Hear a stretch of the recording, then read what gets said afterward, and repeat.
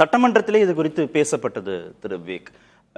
முதல்வர் நம்பிக்கை வாக்கெடுப்பு நடப்பதற்கு முன்பே திரு சி வி சண்முகத்தை போய் சந்திச்சது சரியா, திரு எடப்பாடி பழனிசாமியை சந்திக்காமல் திரு சி வி சண்முகத்தை போய் சந்திச்சது சரியான கேள்வி கேட்கப்பட்டது. சோஃபா மாடல், புஷ்பா பட பாணி, இப்படிலாம் எதிர்கட்சிகள் சட்டமன்றத்திலேயே இது பேசுறாங்க, பதிவாயிருக்கு. அதே மாதிரி வெளியில அறிக்கைகளாகவும் விடுறாங்க. திரு உதயநிதியும் இது குறித்தெல்லாம் பேசுறாரு.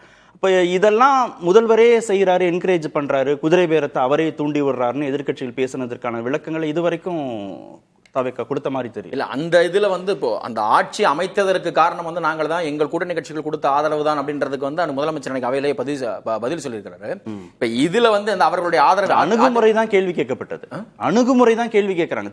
சி வி சண்முகத்தை போய் பார்த்தது சரியானு கேட்கறாங்க. இல்ல சி வி அன்றைக்கு அவர்களுக்கு இதை பத்தி எல்லாம் விரிவா பேசல. அன்றைக்கு அந்த அவர்களுக்கு அதிமுக இருந்த டிஸ்பியூட் அது அதிமுக கட்சிகள் ஒட்டுமொத்தமாக இருந்தது. இதுல எடப்பாடி பழனிசாமி அவர்களை மட்டுமே தனித்து அவரை தவிர்த்துன்ற எண்ணம் எல்லாம் தலைவர் கிடையாது. அவர் எடப்பாடி பழனிசாமி தரப்பும் அவர்களுக்கு ஒத்துக்கல, அவர்களை சந்திப்பதற்கோ இது பண்றதுக்கும் ஒத்துக்கல. அப்போது வரைக்கும் பேச்சுவார்த்தைகள் போயிட்டு தானே இருந்தது. இப்போ நேத்து இந்த சட்டமன்றத்தில் தலைவர் பேசினதுக்கு பிறகு அதை பத்தின விமர்சனங்கள் வருது இல்லையா திமுக தரப்புல இருந்து. இது கே நேரு அவர்கள் கலைஞர் அறிவாலயத்தில் இதுல பேசுறாரு, திருச்சியில கூட்டத்தில் பேசுற கட்சிக்காரர்கள் மத்தியில் பேசும்போது என்ன பேசுறாரு, விரைவில் தலைவர் வருவார், நம்ம ஆட்சி தான் அமையும் அப்படின்ற துணியில் பேசுறாரு. அப்ப அவர்களுக்கு அந்த எண்ண ஓட்டம் இருக்கு, இந்த ஆட்சியை கவிழ்த்து விட வேண்டும். ஆட்சியை கவிழ்த்து விட வேண்டும் என்கிற எதுக்கு யாரை வைத்து இவர்கள் கவிழ்ப்பார்கள்? அதிமுக எம்எல்ஏக்கள் ஆதரவு பெற்று தானே அவர்கள் கவிழ்க்கணும்.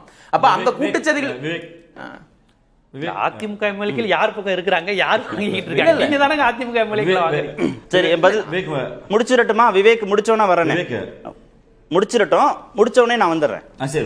சுருக்கமா முடியல. இது குதிரை பேரம்னா, குதிரை பேரத்தில் தமிழக வெற்றி கழகத்தை சுற்றி நீங்க மத்த பேசுறதுமே எதுவுமே அதிகாரப்பூர்வமா வெளியில் பேசப்பட்ட தகவல் கிடையாது. ஆனா இதுல ரொம்ப ரொம்ப இதா இல்ல அதிமுக பேசுறாங்கன்ற இல்ல அதிமுக துரை பேசுறாரு, அதிமுக திரு எடப்பாடி பழனிசாமி இல்ல அதிமுக அதே எடப்பாடி பழனிசாமி பேசுறத விட்டு இல்ல அதே அதிமுக தான். இன்னொன்னு என்ன சொன்னாங்கன்னா, மே 12ஆம் தேதி சி வி சண்முகம் தரப்பு எம்எல்ஏக்களாக இருந்தவர்கள் தமிழக வெற்றி கழகத்துக்கு ஆதரவாக ஆதரவு கொடுக்க போறேன்னு அறிவித்த பொழுது அன்றைக்கு அதிமுக அபிஷியல் ட்விட்டர்ல இருந்து ட்வீட் போட்டாங்க, நேற்று இரவு வரை செந்தில் பாலாஜியோடு நீங்கள் பேசிக் கொண்டிருந்தீங்களா, என்ன பேசினீங்கன்னு. அத செந்தில் பாலாஜி அதுக்கு இதுவரைக்கும் திமுக விளக்கம் கொடுத்திருக்கா?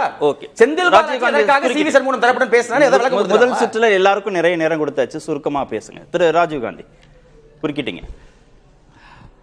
இல்ல தம்பி விவேக் அதிகமா கிசு செய்தி படிக்கிறது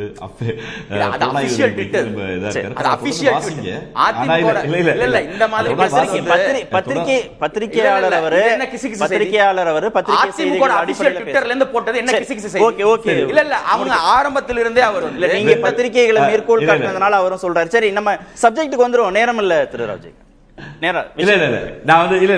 விவேக் அதை நான் தப்பா சொல்லல. சரி, நான் அதாவது யூக செய்திகளை வைத்து ஒரு விவாதத்தை கட்டமைக்க முடியாது. ஆனா நீங்க ஆட்சியை கவிழ்க்க திராவிட முன்னேற்ற கழகம் சரி செய்கிறது என்று நீங்க சொன்ன போது, குற்றச்சாட்டை உங்க தரப்பிலிருந்து வச்ச போது, எங்கள் தலைவர் பெருந்தன்மையோடு சொன்னார், நாங்கள் மீண்டு வருவோம் என்பது எங்களுடைய கழக தொண்டர்களுக்கு சொல்லுகிற செய்தி. ஒரு எதிர்கட்சியாக செயல்படுகிற போது நாம் நீங்க ஒன்னும் தற்சொல்வடைய வேணாம்.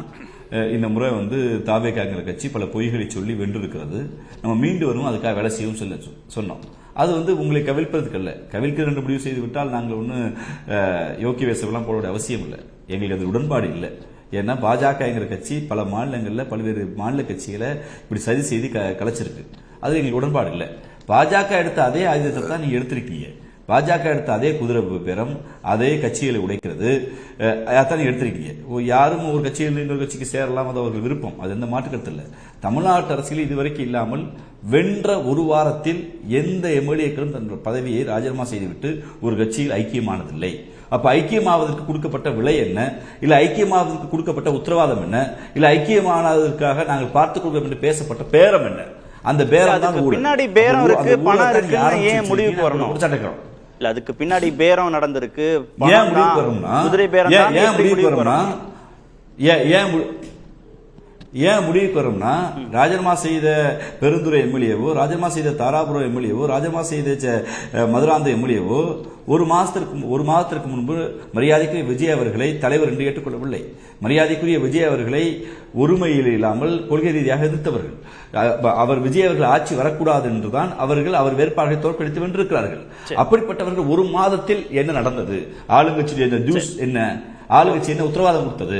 அதுதான் எடப்பாடி பழனிசாமி கேட்டார், திராவிட முன்னேற்ற கழகம் கேட்டது.